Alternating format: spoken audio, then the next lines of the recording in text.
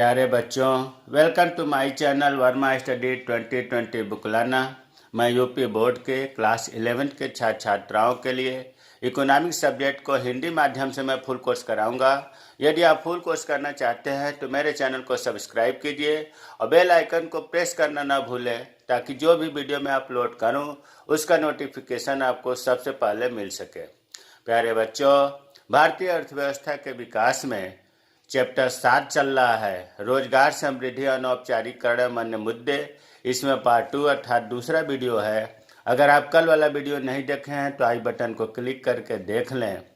इसमें जो है सबसे पहले हम लोग भारत में कार्यकर्ता जनसंख्या अनुपात पढ़ेंगे, जो प्रतिशत में दिया हुआ है। वैसे कल वाले वीडियो में भी मैंने ये डाटा डाला था, लेकिन आज इसकी ज़रूरत महसूस हुई, इसलिए फिर मैंने लिख दिया।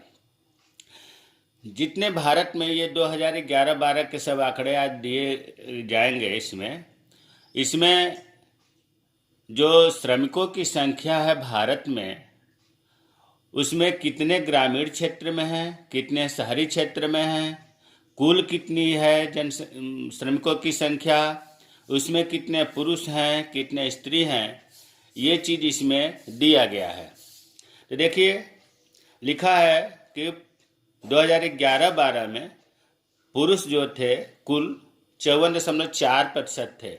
इसका मतलब हुआ कि 100 लोगों में 55 लोग श्रमिक का कार्य करते थे। श्रमिक का मतलब ये नहीं है कि केवल मजदूर, बल्कि अगर कोई हर आदमी जो जीडीपी में योगदान करता है, जीडीपी जिसकी वजह से वृद्धि होती है, वो सभी श्रमिक के अंतर्गत आते हैं। मान लीजिए अध्यापक है तो अध्यापक सेवा वर्ग का हो गया, तृतीयक वर्ग का हो गया। तो इसमें जो है इन आंकड़ों को हम देखें अगर, तो देखिए 2011-12 में कुल 100 व्यक्तियों पर 38.6, इसका मतलब कि लगभग 39 श्रमिक थे। अर्थात ये कहा जाए दूसरे शब्दों में कि 100 लोगों में 39 लोग कार्य करने वाले थे, जिनसे जीडीपी बढ़ती थी। और ग्रामीण क्षेत्रों में 40 लोग, 39.9 को राउंड फिगर में 40 बोलेंगे, तो ग्रामीण क्षेत्र में 40 लोग कार्य कर रहे थे। तो ऐसा क्यों हुआ कि टोटल तो 39 है ग्रामीण क्षेत्र में, अगर हम शहरी क्षेत्र का ध्यान दें तो ये 35.5 है। इसका मतलब कि शहरी क्षेत्र से ज़्यादा ग्रामीण लोग काम कर रहे थे। तो ऐसा क्यों हुआ जो ग्रामीण के लोग काम ज़्यादा कर रहे हैं शहरी की अपेक्षा? तो प्यारे बच्चों, कारण यह है कि गांव में जो है उच्च आय के अवसर, मतलब पैसा कमाने के अवसर जो है कम है, जिसके वजह से आय सीमित होती है। इसी कारण से लोग ज़्यादातर श्रमिक का कार्य अर्थात कार्य में लग जाते हैं। गांव में क्या होता है कि व्यक्ति या छात्र जो है स्कूल में, महाविद्यालय में या किसी ट्रेनिंग संस्थान में पढ़ते हैं, बीच में छोड़ देते हैं। जितना प्राइमरी में एडमिशन होता है, अगर उनका अनुपात देखा जाए तो 10-15% ही जो डिग्री कॉलेज में बीए में करते हैं। बाकी क्या करते हैं, बीच में ड्रॉप आउट छोड़ देते हैं पढ़ाई को, और छोड़ने के बाद कहीं न कहीं वो कार्य में लग जाते हैं, विशेष तौर से खेती में लग जाते हैं। यही कारण है कि रूरल में जो है, ग्रामीण क्षेत्रों में श्रमिकों की संख्या, कार्य करने वालों की संख्या ज़्यादा है। अब वही चीज़ जो अभी हम बता रहे हैं, वही चीज़ इधर व्याख्या लिखा गया है, ताकि आप देख करके भी अपने हिसाब से समझ लें। दूसरा है कि शहरी और ग्रामीण दोनों ही वर्गों में पुरुषों की श्रम शक्ति भागीदारी महिलाओं की तुलना में अधिक है। देखो, पुरुष जो है ग्रामीण में 54.3% और शहरी में 54.6, जबकि महिलाओं का है ग्रामीण में 28.8, मतलब 29%, और ये 15%। तो इस शहरी हो और या ग्रामीण हो, पुरुष ज़्यादा कार्यशील हैं। उसी तरह से शहरी क्षेत्रों में तो पुरुष 54.6% और महिला 14.7 को हम 15% मान लें। देखिए कितना अंतर है। शहरी क्षेत्र में स्त्रियां बहुत कम कार्य कर रही हैं, जबकि पुरुष जो है 55% कार्यशील है। ऐसा क्यों हुआ? ऐसा क्यों हुआ? इसलिए हुआ ऐसा कि गांव में क्या होता है कि आय सीमित होती है, इसलिए अपनी आजीविका चलाने के लिए सभी लोग कार्य करते हैं। शहर में क्या होता है कि उच्च आय मिलती है, पैसे ज़्यादा मिलते हैं, और जब पैसे ज़्यादा मिलते हैं तो ज़्यादातर ये देखने को मिला है कि जहाँ पुरुष पर्याप्त रूप से ज़्यादा कमाई करता है, वहाँ अपने परिवार की महिलाओं को घर से बाहर रोजगार करने के लिए मना करता है, निरुत्साहित करता है। तो यही कारण है कि शहरों में जो है आप देख रहे हैं कि महिलाएं जो है 14.7% अर्थात बहुत कम कार्यशील है। अगला है डाटा। कल हमने बताया था कि श्रमिक के जो कार्य है या रोजगार जो है वो 3 तरह का होता है। स्वनियोजित श्रमिक, self employed workers, casual workers मतलब आकस्मिक पारिश्रमिक श्रमिक, और रेगुलर वर्कर्स नियमित वेतन भोगी श्रमिक। ये 3 हमने बताया था। उन्हीं तीनों को जो स्वनियोजित है या सेल्फ एम्प्लॉयड है, कैजुअल वर्कर्स हैं, रेगुलर वर्कर्स हैं, उनको हम देखेंगे कि उसमें कितने पुरुष हैं, कितने महिलाएं हैं। तो और ये सभी आंकड़े 2011-12 के हैं। ये कोई आंकड़ा मैं अपने मन से नहीं दे रहा हूँ, आपकी पुस्तक जो है एनसीईआरटी की किताब से ही लिया गया है। और एनसीईआरटी की किताब में जो है ये indicators of employment and unemployment in India से लिया गया है डाटा। तो देखिए, सेल्फ एम्प्लॉयड 51%, सभी आंकड़े परसेंट में हैं। 2011-12 में जो है पुरुष, अगर आप देखें, पुरुष जो है और महिला श्रमिकों का 50% से अधिक सेल्फ एम्प्लॉयड ही हैं। आधे से अधिक लोग स्वनियोजित हैं, अपना काम खुद करते हैं। आधे से अधिक, 50% से अधिक हुआ तो आधे से अधिक हो गया। 51% पुरुष और 56% महिलाएं सेल्फ एम्प्लॉयड है, दूसरे पर आश्रित नहीं है। इसका मतलब हम ये कह सकते हैं कि जो रोजगार के वर्ग है, रोजगार का ये जो प्रकार है 3 तरह का, इनमें सबसे ज़्यादा मुख्य स्रोत किसका है? स्वनियोजित का है, सेल्फ एम्प्लॉयड का है। और ये जो कैजुअल वर्कर्स है ना, आकस्मिक पारिश्रमिक श्रमिक, इसको हम अनियत वर्कर्स भी कहते हैं। भाई ये नियमित हुआ तो ये अनियत हो गया। तो अनियत कंफ्यूजन मत होइएगा, अनियत का मतलब हो गया कि आकस्मिक मजदूरी की बात हो रही है। तो अनियत मजदूरी जो है पुरुषों और महिलाओं के लिए रोजगार का दूसरा प्रमुख स्रोत है। आप देख रहे हैं कि सबसे ज़्यादा लोग रोजगार मिला हुआ है स्वनियोज या स्वरोजगार कहिए, और दूसरे नंबर पर कौन सा है? 29 और 31 है आकस्मिक पारिश्रमिक श्रमिक का, मतलब अनियत मजदूरी। सेकेंड नंबर पर ज़्यादा लोग हैं कैजुअल। रेगुलर लोग जो वेतन महीने में पाते हैं उनकी संख्या बहुत कम है, पुरुष 20% और महिलाएं 13%। इतनी संख्या कम है। अब इनकी संख्या कम क्यों है? अगर आप सोचो कि देखो 100 में 20 लोग ही वेतन भोगी हैं, और पुरुष की बात कर रहा हूँ, और महिलाएं मात्र 13 लोग हैं। इतना कम क्यों है? इसका कारण यह है कि वेतन भोगी जो होते हैं उसके लिए स्किल होना चाहिए, पढ़ा लिखा हो, योग्यता होनी चाहिए, क्वालिफिकेशन होना चाहिए, जबकि महिलाओं को कम रहता है। इसलिए वो वेतन भोगी काम नियमित रूप से श्रमिक जो हैं वो नहीं बन पाती हैं। कारण यही है कि वो पढ़ी लिखी कम होती हैं, गांव में पढ़ाई की सुविधा या पढ़ाई पर ध्यान कम दिया जाता है, जिसके वजह से रेगुलर वर्कर्स की संख्या या परसेंटेज कम है। देख रहे हैं आप, मात्र 13% है। तो इस तालिका से क्या निष्कर्ष मिला? तालिका बनाने के बाद निष्कर्ष इस तालिका से ही लिखा जाता है। मैंने 3 बातें लिखा है, तीनों इसी का ही व्याख्या किया हुआ है। अब देखिए लिखा है इसमें, भारत में पुरुष और महिला श्रमिकों के 50% से अधिक तो सेल्फ एम्प्लॉयड वर्ग में ही आते हैं, अतः स्वरोजगार ही देश की आजीविका की सबसे बड़ा स्रोत है। हमने बता दिया कि 50% से ऊपर सेल्फ एम्प्लॉयड ही है। दूसरा है कि अनियत मजदूरी कार्य पुरुषों और महिलाओं के लिए रोजगार का दूसरा प्रमुख स्रोत है। सबसे ज़्यादा सेल्फ एम्प्लॉयड, उसके बाद कैजुअल वर्कर्स में कार्य करने वाले लोग हैं।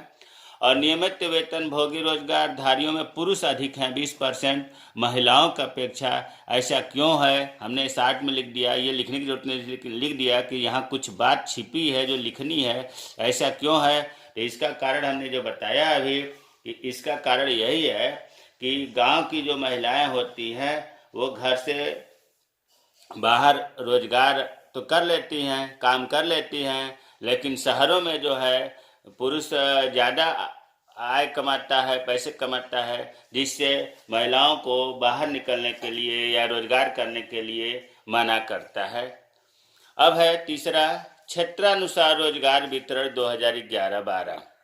क्षेत्र के अनुसार कोई नई बात नहीं है। अभी आपने देखा कि श्रमिकों की जो वर्गीकरण हुआ था 3 तरह का, सेल्फ एम्प्लॉयड, कैजुअल वर्कर्स और रेगुलर वर्कर्स।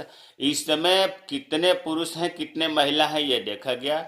अब उसी 3 श्रमिकों का जो वर्गीकरण है उसमें ये देखना है कि कितने शहरी हैं अर्थात अर्बन हैं और कितने ग्रामीण हैं अर्थात रूरल कितने हैं। तो देखिए यहाँ सेल्फ एम्प्लॉयड वर्कर्स, इसका मतलब यही हुआ कि स्वनियोजित श्रमिक, कैजुअल वर्कर्स आकस्मिक पारिश्रमिक श्रमिक और रेगुलर वर्कर्स नियमित वेतनभोगी श्रमिक।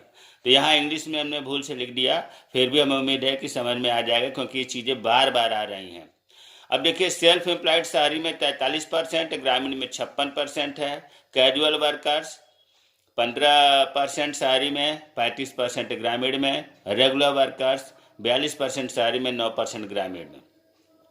अब इसको अगर हम डाटा को देखें तो सबसे ज़्यादा सेल्फ एम्प्लॉयड वर्कर्स हैं शहरी में और ग्रामीण दोनों में मिलाकर के बात कर रहा हूँ। शहरी में भी देखो 43% है और ग्रामीण में भी 56% है।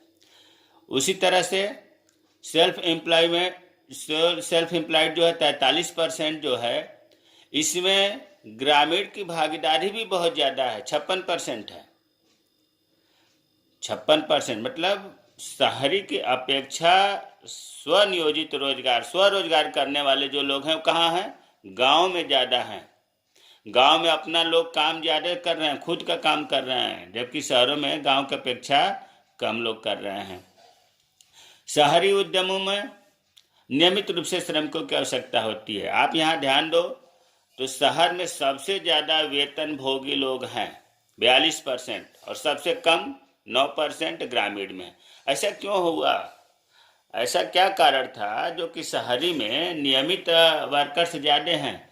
इसका कारण यह है कि शहर में जो है लोग पढ़ाई लिखाई पर भी ध्यान देते हैं और पढ़ाई लिखाई के बाद कोई न कोई कार्य सीखते हैं और वो अपने हिसाब से जितना उनकी योग्यता होती है उस हिसाब से वो काम ढूंढ लेते हैं, काम करने लगते हैं। जबकि गांव में क्या होता है कि पढ़ाई लिखाई भी कम करते हैं या नहीं करते हैं और गांव में बैठ कर के काम नहीं ढूंढते हैं, वो किसी न किसी कार्य को शुरू कर देते हैं, खेती में लग जाते हैं। इस वजह से ग्रामीण में नियमित वर्कर्स, वेतनभोगी वर्कर्स की संख्या बहुत कम है और शहरों में ज़्यादा है।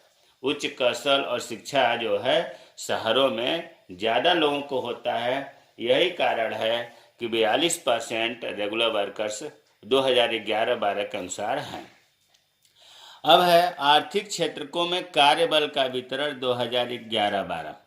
क्षेत्र, आर्थिक क्षेत्र मैंने बताया था कि आर्थिक क्षेत्र मतलब कार्य करने वाले जो क्षेत्र हैं जिसमें लोग कार्य करते हैं और कार्य करने के वजह से जीडीपी में वृद्धि होती है, जिससे हम उस करने वाले को श्रमिक कहते हैं। तो जो कार्य करने का क्षेत्र है, आर्थिक क्षेत्र है, वो 3 तरह का बताया गया था, कल बढ़िया से बताया गया था, उदाहरण सहित बताया गया था। प्राथमिक क्षेत्र, द्वितीयक क्षेत्र, तृतीयक क्षेत्र।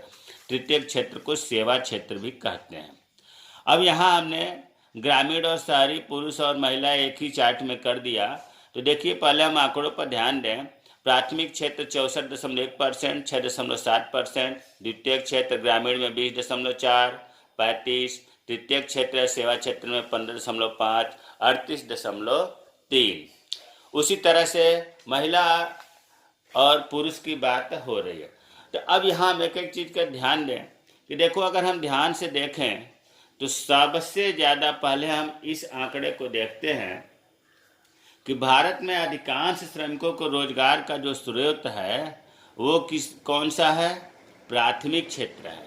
प्राथमिक क्षेत्र में सबसे ज़्यादा रोजगार लोगों को मिला हुआ है। भाई 64% तो ग्रामीण के लोगों को मिला हुआ है, 6.7% शहरी क्षेत्र को मिला है, और 43.6% अगर हम पुरुष महिला की बात करें तो 44% पुरुष हो गया और 63% महिला हो गया। तो यहाँ अगर हम अभी इसकी बात देख करके आंकड़े का निष्कर्ष बता रहा हूँ, इस पर ध्यान दीजिएगा।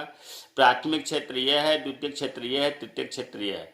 प्राथमिक क्षेत्र के जो आंकड़े हैं ये बताते हैं कि प्राथमिक क्षेत्र में जैसे खेती का कार्य, खनन का कार्य, पशुपालन का कार्य, वनों का काटना, कल उदाहरण मैंने बताया था, तो 48.9 मतलब 49% लगभग प्राथमिक क्षेत्र में लोग कार्य करते हैं। तीनों क्षेत्रों से ज़्यादा प्राथमिक क्षेत्र रोजगार दिया हुआ है, सबसे बड़ा स्रोत है प्राथमिक क्षेत्र का। दूसरे नंबर पर अगर हम देखें तो द्वितीय क्षेत्र और तृतीय क्षेत्र। तृतीय क्षेत्र में लोगों को रोजगार मिला हुआ है 27%, या हम ऐसे भी कह सकते हैं कि द्वितीय क्षेत्र में 24% और तृतीय क्षेत्र में 27% श्रमिक कार्यरत हैं।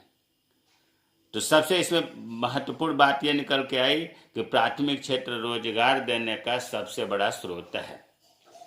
अब देखिए, अब ग्रामीण भारत की बात करते हैं, अब इस आंकड़ों की बात करते हैं। इस आंकड़ों की ग्रामीण भारत जो है, ग्रामीण, और ये भारत के आंकड़े हैं, 2011-12 के आंकड़े हैं। ग्रामीण भारत में हम देख रहे हैं कि 64.1% मतलब 64% श्रम शक्ति प्राथमिक क्षेत्र में है। प्राथमिक क्षेत्र मतलब कृषि, वन, मछली पालन, वनों का काटना, लकड़ी काटना इत्यादि, मतलब इतने लोग, गांव के लोग ज्यादातर प्राथमिक क्षेत्र पर ही आधारित हैं, प्राथमिक क्षेत्र का काम करते हैं, ये कहने का मतलब है। जबकि द्वितीय क्षेत्र में गांव के लोग 20%, देखो लिखा है 20.4%, और 20 द्वितीय क्षेत्र का नाम लेते ही ये बात आ जानी चाहिए, उद्योग से संबंधित कार्य, उद्योग में निर्माण, विनिर्माण सब आ जाता है, और 15.5% मतलब 16% हम कहें सेवा क्षेत्र में, जिसमें व्यापार है, परिवहन है इत्यादि, इस क्षेत्र में गांव के लोग कार्य करते हैं। तो इन आंकड़ों से और कुछ नहीं आंकड़ा याद हो इनमें, तो ये जरूर याद रखना है कि ग्रामीण क्षेत्र के लोग सबसे ज़्यादा प्राथमिक क्षेत्र में रोजगार का कार्य करते हैं। अब इसके बाद अब आते हैं शहरी क्षेत्रों के आंकड़ों पर ध्यान दें। शहरी क्षेत्र में हम देख रहे हैं कि सबसे ज़्यादा प्राथमिक क्षेत्र में लोग कार्य कम कर रहे हैं, मात्र 6.7% का ये सबसे ज़्यादा, और जबकि ग्रामीण में सबसे ज़्यादा प्राथमिक क्षेत्र में थे। और ठीक इसका उल्टा हो रहा है कि शहरी क्षेत्र में लोग खेती का और मछली पकड़ना, जंगल से लकड़ी काट कर लाना, ये सब कार्य जो प्राथमिक क्षेत्र के हैं शहरी क्षेत्र के लोग कम कर रहे हैं, मात्र 6.7%। हाँ, इससे ज़्यादा तो द्वितीय क्षेत्र में लोग कर रहे हैं 35%, और उससे भी ज़्यादा सेवा क्षेत्र में कर रहे हैं 59%, 59% लोग कार्यरत हैं। तो एक इस आंकड़ों से महत्वपूर्ण बात यह निकल के आई कि प्राथमिक क्षेत्र में सबसे ज़्यादा शहरी क्षेत्र के लोग कार्य कम करते हैं। शहरी क्षेत्र के लोग तृतीयक सेवा, जिसको हम सेवा क्षेत्र भी कहते हैं, 58% कार्य करते हैं। अब इन आंकड़ों को देखते हैं। प्राथमिक क्षेत्र में पुरुष और महिला की बात अब हो रही है। 63% महिला कार्य कर रही है, पुरुष 43 या 44% का लीजिए, क्योंकि 0.5 से अधिक है। तो यहाँ हम ये बताना चाह रहे हैं कि प्राथमिक क्षेत्र में लगभग 63% महिलाएं कार्यरत हैं, जबकि इस क्षेत्र में काम कर रहे पुरुषों की संख्या आधे से भी कम है, 43%, 50% भी नहीं है। और पुरुषों का द्वितीयक और तृतीयक जो क्षेत्र है, इनमें भी रोजगार के अवसर प्राप्त हुए। इसमें भी देखो आंकड़ा ठीक है, 25.9%, जबकि महिलाएं कम कर रही हैं सेवा द्वितीय क्षेत्र में कार्य, और सबसे कम तो सेवा क्षेत्र में मात्र 17.2% महिलाएं कार्य कर रही हैं। देखिए, जो चीज़ें बताया जा रहा है वही चीज़ दाहिने साइड में व्याख्या किया गया। अब यहीं तक हमने जो बताया है आर्थिक क्षेत्रकों में कार्यबल का वितरण, कि कौन से क्षेत्र में कार्य किए, वही चीज़ यहाँ वर्णन हुआ है। जो चीज़ अभी हमने बताया पॉइंट वाइज हमने लिख दिया कि भारत में अधिकांश श्रमिकों के रोजगार के स्रोत प्राथमिक क्षेत्र हैं, द्वितीय क्षेत्र में लगभग 24%, तृतीय क्षेत्र में 27% श्रमिक संलग्न हैं। ग्रामीण भारत की लगभग 64% श्रम शक्ति प्राथमिक क्षेत्र पर निर्भर है, जबकि 20% श्रमिक द्वितीय क्षेत्र पर निर्भर है। 16% ग्रामीण श्रमिकों को सेवा क्षेत्र में रोजगार मिला हुआ है। शहरी क्षेत्र में कृषि और खनन मतलब प्राथमिक क्षेत्र के स्रोत नहीं है। अभी आपने देखा बहुत कम, मात्र 6.7%, जबकि सेवा क्षेत्र में ज़्यादा है, 58% है कार्य करते हैं। प्राथमिक क्षेत्र में लगभग 63% महिलाएं कार्यरत हैं, जबकि इस क्षेत्र में काम कर रहे पुरुषों की संख्या आधे से भी कम है। पुरुषों को द्वितीयक और सेवा क्षेत्र दोनों में रोजगार के अवसर प्राप्त हो जाते हैं।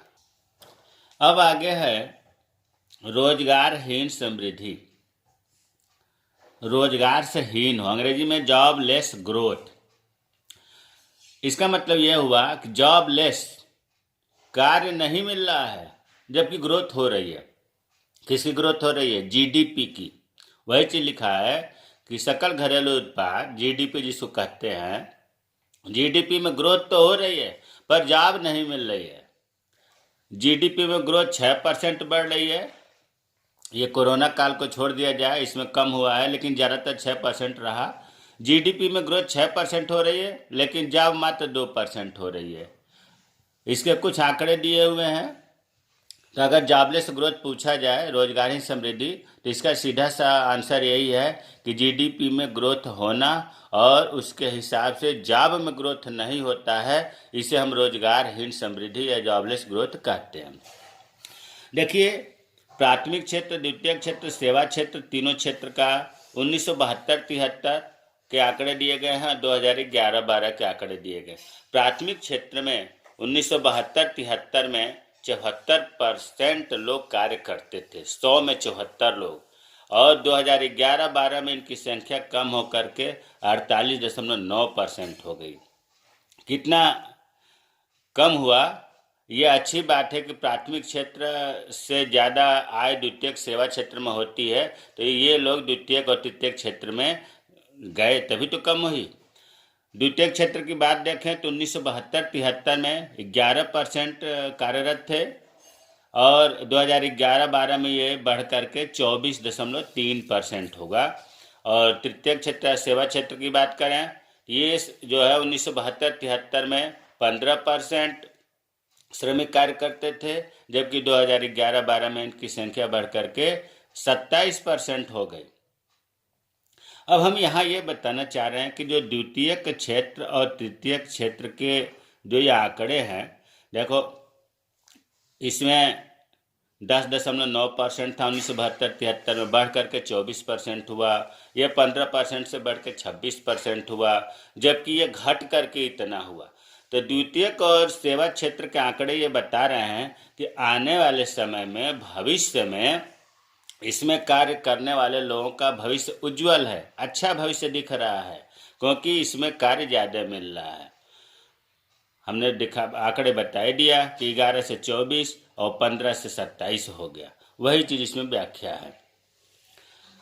अब इसी चीज़ को हम रोजगार के अवसर से देख लें। 1972-73 में सेल्फ एम्प्लॉयड 61.4%, लगभग 62%, और 11-12 में सेल्फ एम्प्लॉयड वालों की संख्या कम हो गई, 52%। ऐसा नहीं है कि डायरेक्ट इतना, बीच में भी आंकड़े थे, लेकिन हमने सोचा ज़्यादा आंकड़े आपको घबराहट पैदा करेंगे, इसलिए हमने लास्ट, शुरू का और अंत का लिखा। तो इससे क्लियर हो रहा है कि 62% लोग 1972-73 में सेल्फ एम्प्लॉयड थे, जबकि 11-12 में इनकी संख्या बढ़ करके 52% हो गई। अब रेगुलर वर्कर्स की बात करें तो लगभग 16% 1972-73 में थे, 15.4%, जबकि 11-12 में 18%। देखो 18% तो कोई बढ़ना माना नहीं जाता इस 40 साल के दौरान। 72-73 से लेकर 11-12 के बीच में 40 साल है। 40 साल में अगर 2% बढ़ा तो क्या बढ़ा? हम तो ये कहेंगे कि नियमित श्रमिकों भी नहीं बढ़े हैं। अनियत श्रमिक देखें 23.2% तो 1972-73 में थे, जो 11-12 में 30% हुए। हाँ, इनकी संख्या बढ़ गई। तो ये अच्छा संकेत नहीं है कि हमारे रेगुलर वर्कर्स की संख्या घट रही है, 15.4 से 18 हो गई। घटना ही कहेंगे, ज़्यादा बढ़ा नहीं। आप कहोगे घटा तो है नहीं, तो ज़्यादा बढ़ा भी नहीं है, इसलिए इसको घटने में ही माना जा रहा है। और सेल्फ एम्प्लॉयड की भी घट रही है। हाँ, अनियत श्रमिकों का प्रतिशत बढ़ रहा है। अनियत श्रमिक अच्छे नहीं होते। अच्छे का मतलब यह है कि इसमें भविष्य सुरक्षित नहीं होता। जितने घंटे काम करा जाएगा उतने घंटे मिलेगा पैसे, कोई सरकारी सुविधाएं नहीं मिलेगा, कोई मजदूर का लाभ जो है वो लागू नहीं होगा, ये सब बताया गया है। तो अब यहाँ वही चीज लिखा है कि पिछले 40 वर्षों में लोग स्वरोजगार और नियमित वेतन रोजगार से हटकर अनियत श्रम की ओर बढ़े। भाई ये संख्या घटी तो यही तभी तो ये बढ़ गई। स्वरोजगार, इसके बावजूद भी, इतना घटने के बावजूद भी तीनों प्रकारों में सबसे बड़ा रोजगार देने वाला है। अर्थशास्त्री ये बताते हैं कि स्वरोजगार ये वाले आंकड़े और नियमित श्रमिकों की संख्या घट करके अनियत श्रमिकों की संख्या बढ़ना। देखो लिखा, अर्थशास्त्री स्वरोजगार मतलब सेल्फ एम्प्लॉयड, नियमित वेतन रेगुलर वर्कर्स से कैजुअल वर्कर्स की ओर, कैजुअल रोजगार की ओर जाने की प्रक्रिया को कहा जाता है श्रम बल के अनियतीकरण। फिर एक बार समझो, यहाँ पर इन दोनों की संख्या घटती जा रही है और अनियत श्रमिक की संख्या बढ़ती जा रही है। तो अर्थशास्त्रियों का ये कहना है कि स्वनियोजित और नियमित श्रमिकों की संख्या का अनियत श्रमिकों की तरफ पलायन करना, अनियत श्रमिकों का कार्य करना क्या कहलाता है? श्रम बल के अनियतीकरण। श्रम बल, वर्कर्स फोर्स के अनियतीकरण का नाम दिया गया है। ये स्थिति अच्छी नहीं है, इसमें मजदूरों की दशा बहुत नाजुक हो जाती है। भाई अनियत श्रमिक, जैसे हमने बताया कि तीनों वर्गों में स्थिति इनकी ज़्यादा खराब है, काम मिला नहीं मिला, तो अनियत श्रमिकों की संख्या बढ़ती जा रही है, तो चिंता का विषय है ना। तो आज के वीडियो में हमने लगभग सभी आंकड़े प्रस्तुत कर दिए जितना ज़रूरी था। इसमें बहुत ज़्यादा परेशान होने की ज़रूरत नहीं है। एक प्रकार से आपको आइडिया मिलना चाहिए कि हाँ, प्राथमिक क्षेत्र में किसका योगदान ज़्यादा है, द्वितीयक क्षेत्र में किसका योगदान है, सेवा क्षेत्र में किसका योगदान है, पुरुष महिलाओं में कौन सी स्थिति कब है, ये चीज़ें क्लियर हो गई होंगी। अगर नहीं क्लियर हुआ है तो आप हमें कमेंट बॉक्स में कमेंट करें, मैं रिप्लाई करूँगा। और मेरे चैनल को सब्सक्राइब कीजिए। जय हिंद, जय भारत।